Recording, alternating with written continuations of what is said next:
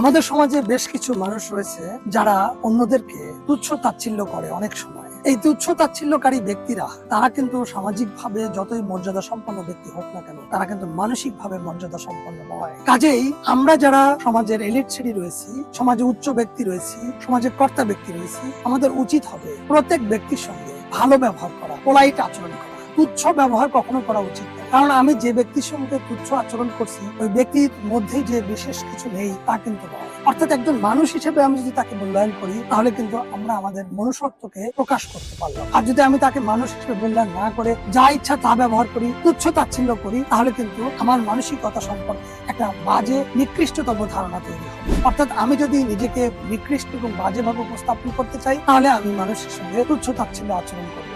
তাছাড়া কিন্তু মানুষের সঙ্গে তুচ্ছ তাচ্ছিল্য আচরণ করা উচিত হবে না। কাজে আমরা কেউই চাইবো না যে আমরা নিজেকে বাজে নিকৃষ্টতম প্রাণী হিসেবে সমাজে প্রতিষ্ঠিত করি। সমাজে প্রতিষ্ঠিত যদি আমরা ভালো মানুষ হিসেবে নিজেকে করতে চাই, তাহলে অন্যকেও মানুষ হিসেবে মূল্যায়ন করা উচিত।